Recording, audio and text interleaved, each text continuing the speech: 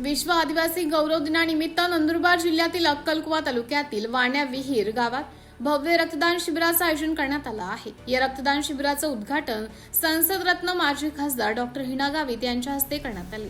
या प्रसंगी भाजपा ज्येष्ठ नेते नागेश पाडवी, माजी जिल्हा परिषद सदस्य किरसिंग वसावे, माजी जिल्हा परिषद सदस्य प्रताप वसावे, माजी जिल्हा परिषद सदस्य नितेश वळवी, ज्येष्ठ नेते कथुराम सेंदाणे, सरपंच भूपेंद्र सिंग पाडवी, सरपंच जयमल पाडवी, सरपंच किसन नाईक, सरपंच चंपाताई पाडवी, सुधीर पाडवी, अशोक राऊत, किशोर पाडवी आदी उपस्थित होते।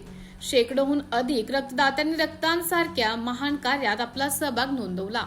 पोलीस खात्याची अधिकारी सुद्धा आहे। आपल्याकडे ज्या वेळेला इमर्जन्सीमध्ये रक्ताची गरज पडते आणि जसं आता किरसिंग दादांनी जसं त्यांच्या भाषणात सांगितलं की रक्त द्यायला कोणी तयारच नसेल, मग काय त्या पेशंटला रक्त मिळणार नाही का?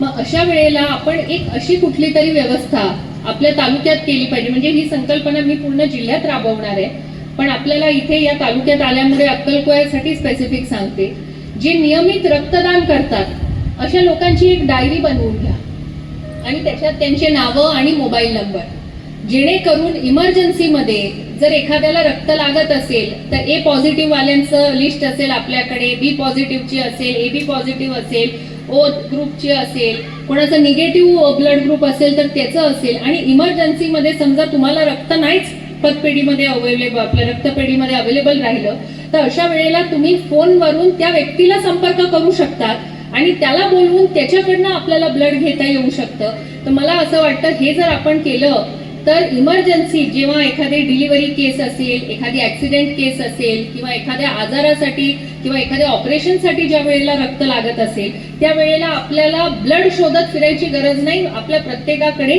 ती डायरी असेल आणि त्या डायरीवरून तुम्ही ज्या ब्लड ग्रुपचं आपल्याला ब्लड लागतंय त्या लिस्ट मधल्या लोकांना संपर्क करून त्यांना तुम्ही त्या ठिकाणी येऊन ब्लड डोनेट करण्यासाठी तुम्ही विनंती करू शकता।